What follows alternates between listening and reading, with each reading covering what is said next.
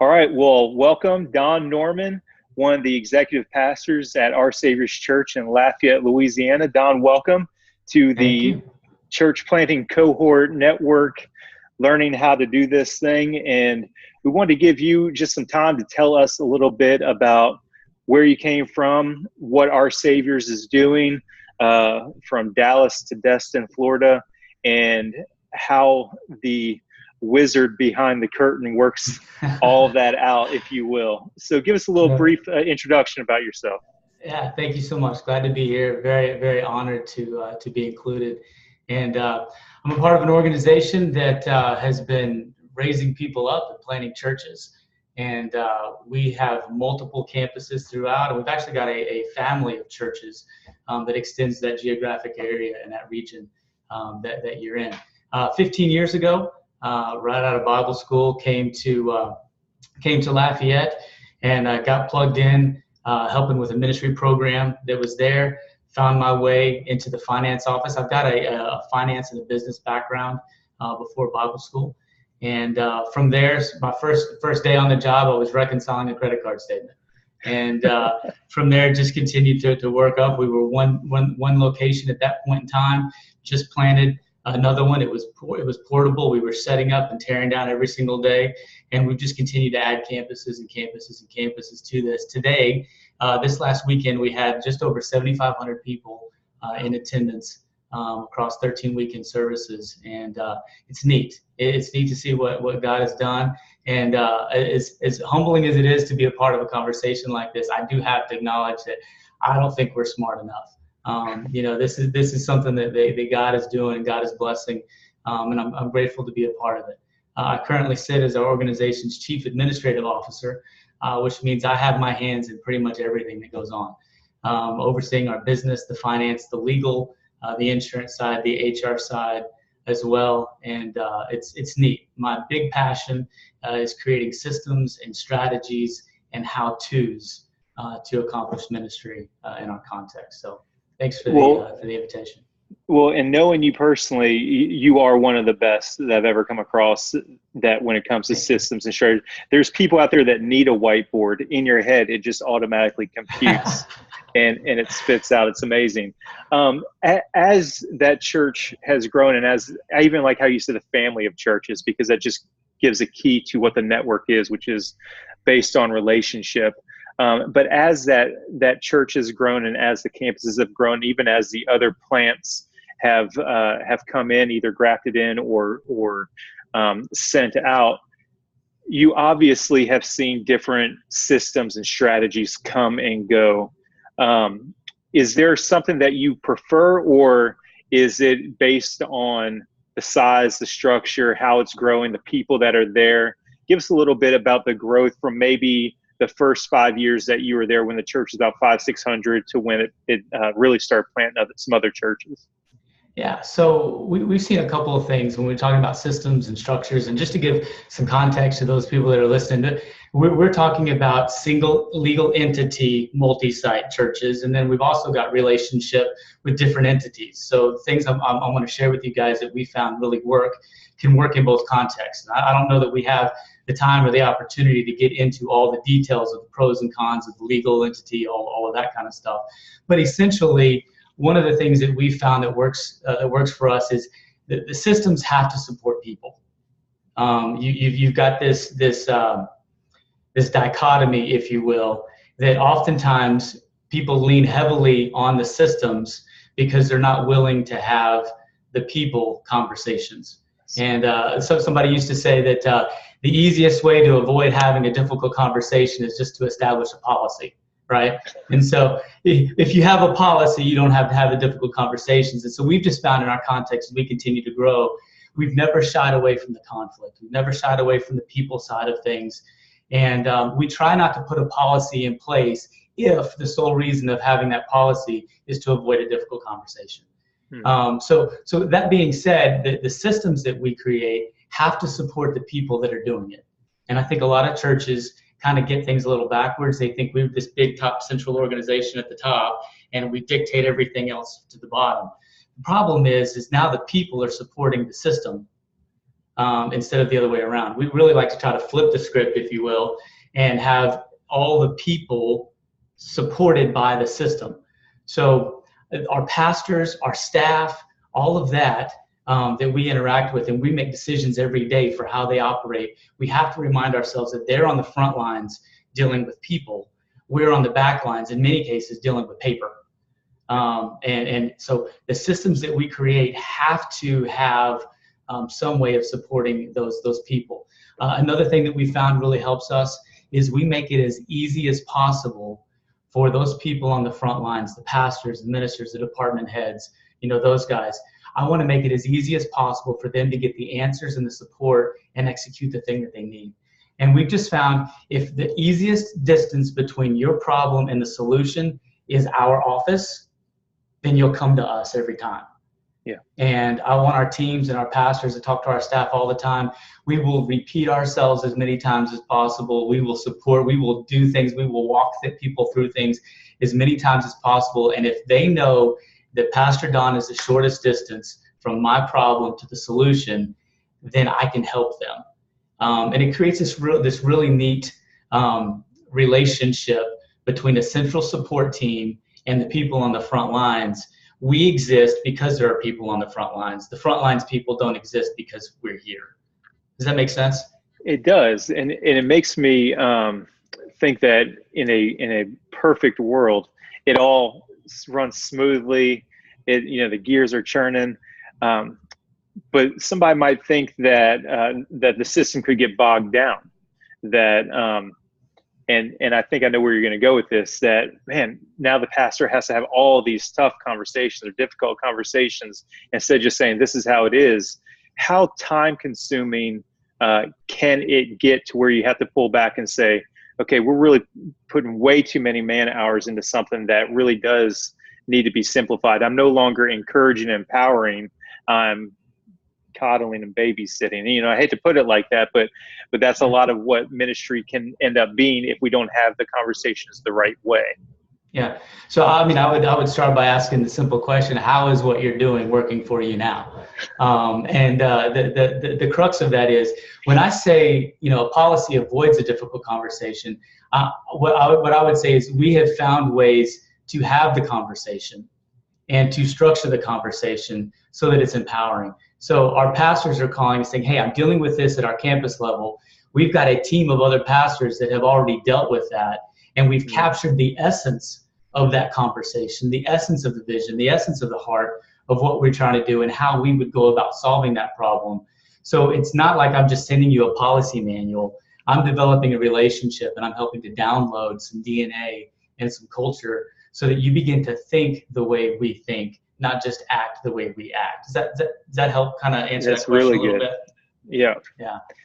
Now, as some of these pastors are working through how am I going to multiply, whether it's going to be through planting or adding campuses or grafting other churches that maybe have a similar DNA in, what are some of the biggest lessons of, yes, we definitely need to do this, we should do this, or here's one or two things that we should not do. Just that's a path you don't need to walk down. Trust me, in my experience. Yeah. So just a little bit about our context. We are a multi-site church that has live communicators every single week. We have our senior pastor rotates among the campuses, but our lead pastors is what we call them, really do function like senior pastors of their own organizations. They have hire and fire ability. They have budget oversight in their area. We have a central support team that supports them, but these lead pastors really are have some autonomy, and that's helped us in a couple of different ways. One, we found that by having an empowering culture that really sets up a lead pastor to run his local context, gets a higher caliber pastor than somebody that would be just a host, if you will, for the weekend.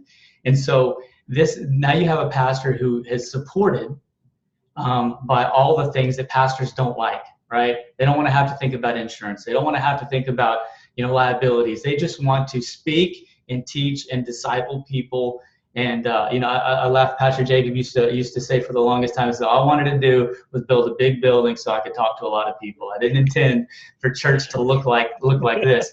And that I guess in many ways that's where somebody like me comes along, and we help our pastors do what they wanted, what they need to do, and what they're called to do. And so as a result of that, we've been able to multiply rather efficiently, because now we're equipping people to do what's in their wheel well, and I don't have to have a high capacity senior leader with business acumen. He Right. can just have a really high EQ and love people and love God and be passionate about what he's doing, knowing that he's fully supported, that we're going to have some lanes that he can run in. And as long as he stays in the lane, he'll be legal, he'll be compliant, he won't have to worry about all those things. And then now we've surrounded him with some relationship of like-minded pastors that are going through the same thing in different contexts, and they can really move the ball down the field relationally like that. So I would answer your question in this way of saying that doing it on your own is tough. And we stand up every single weekend and we try to convince the people that are sitting in the pews and the chairs that Christianity was never designed to be an individual team sport, right? It was designed to have a lot of people participate. Yet many pastors are sitting in that same context trying to do this by themselves. Yeah. And the health that we've seen, not just in that, I mean, part of one of the things that's in our culture is every pastor needs a pastor. Yeah. And one of my favorite things to talk about when I share this with our congregation is the good Christopher Reeves Superman movies back in the 80s, right? There's that infamous scene where Lois Lane is falling from the skyscraper. Superman swoops in, and they have this moment where he's holding her, circling in midair. And he says, "Don't worry, I've got you." Yeah. And she looks at him and says one of the most profound ministry statements I've heard my entire life. She says, "Well, if you've got me, who's got you?" Mm-hmm. And I think that is something that's at the crux of every single one of our congregation people, whether they could articulate it the same way Lois Lane did or not, is I know I've got a pastor. I know he's there if I need him. I know he's there to call him. But what happens when he goes through these kind of things? Yeah. Like that. So what we try to do is to create a context, create an environment that is empowering to these pastors, not restrictive. We want to be able to run at a high level and high efficiency. And so a lot of what we do really focuses on how do we create that momentum for them at that level. That's so good. And we want to be Superman or Superwoman, and we're not, unfortunately. So what's one thing that you would not do again over the last 15 years, something that maybe we tried, maybe it didn't work out? What's something that from OSC's perspective, and it may not have been from your office, it could have been just organization-wide? Yeah, I would say the first thing is, too much honey can make you sick. And what I mean by that is we go to these conferences and we see these amazing churches, 25, 30, 40,000, multiple sites everywhere and all this. And we're like, oh, this is awesome. This lines up with the vision that I have. And we immediately try to download everything that they do. And we go home and we try to take what they've gotten in their context and we try to execute it in our context. And it never works. The truth is, by the time you get what they just demonstrated, implemented, they're already working on a revision that's even better because they're not satisfied with where they currently are. Right. And what got them there doesn't keep them there. And so they're constantly expanding and constantly innovating and constantly changing and constantly applying the context that they're in as they continue to grow. So you have to understand when you're grabbing a hold of something that somebody's been building for 20 years, they didn't just arrive there, they got there. And so I always like to ask the question, okay, when you were this size, how did you do it? Right. If you grow beyond here, how will you do it? And understand that God has an amazing vision for so many churches in our area, and our churches aren't supposed to be the same. God has called us to have things that are important. We open every single service by saying there's a lot of great churches in our area, and we're honored that you would choose to worship with us. And we have to understand that just because somebody is doing something successful in their context doesn't just work in ours. And we found that out the hard way. There have been times where we've tried to implement everything exactly the way they've done. I mean, take their material, strip out their logo, put our stuff in, take that church and that sounds great. That's what we want to do because we feel like we want to do the things that we're good at, not the things that we're not. But what we found over time is knowing who we are, knowing what God has called us to do really helps us. And you get to the point where you start realizing, man, that's a great idea. How can we fit that in our context instead of just saying, oh, let's throw away 20 years of what we've been growing to do this because it's working for them. And I think that's where a lot of churches lose their identity and where a lot of pastors get frustrated because they take into consideration too little things about how that person got there where they are. So that's something I would probably say, if we could go back and learn what we've learned after 20 years of doing ministry, is that we are us. God has called us to be us. And there will be a lot of things that are similar and a lot of just wisdom. Don't reinvent the wheel, but don't go try to build somebody's wagon because you like what you see. That's so good. As we start to close down here, just one last question I have for you, because you went into the ministry over there at, I'm guessing the age about 23, right? Yeah. Is that about where it was? Yeah, 23, we're the same age. That's why I can roughly guess that. So not only did the organization have to learn and grow, but you personally have learned and grown throughout this process. What is one key takeaway that you yourself have had to learn, whether it was working with the senior leaders or just you and your relationship with Christ, that you've had to learn over the last 15 years as everything has grown around you? Yeah, this has actually been this is a great question to ponder and consider.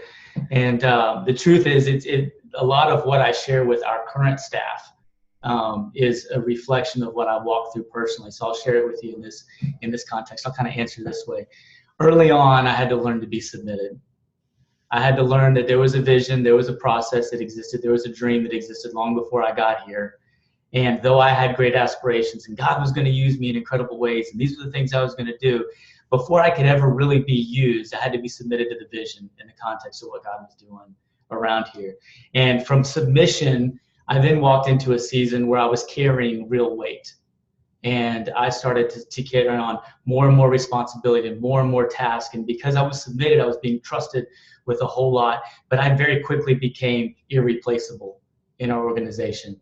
And as awesome as that sounds, right? As awesome as every young up-and-comer would want to be, is like, the organization can't happen without me. I finally made it. I have attained it. I'm irreplaceable.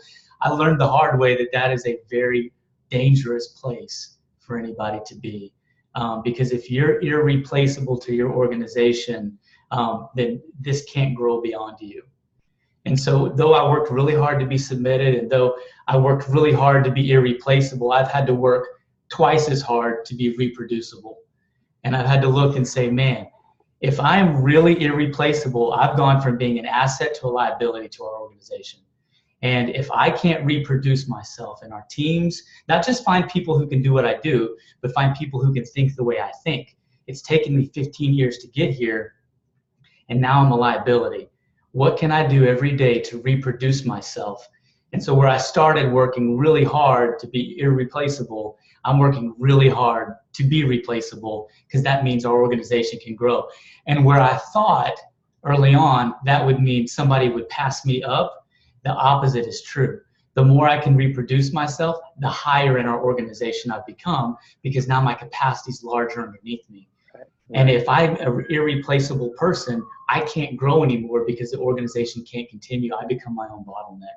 So that's been my journey, is how do I come in with all these hopes, all these desires, all these dreams, all these visions, all these gifts, and submit to another vision, submit to a bigger picture, and then turn back from there and realize, okay, now that I'm irreplaceable, how can I work on being reproducible? I hope that's so good. That's really good. Don, what's a Twitter or a Facebook handle that people can get in touch with you? Because I know you'd be open to a few people if they have questions reaching out to you that way. Yeah, absolutely. My Twitter handle was Above the Norm for quite some time. I'm not on Twitter much anymore, but you can send me something through there and I'll get it. Don't do a shout out. I probably won't see it. You'll think, who is this guy? He's not calling. But you can find me on Facebook, Don Norman, all one word, and I'm in Lafayette, Louisiana. So if you need something, reach out. I'd be happy to help. And then obviously they can get a hold of you, and you know how to find me too. Awesome. Thank you so much, Pastor Don. I appreciate it. I'm happy to help. Thanks.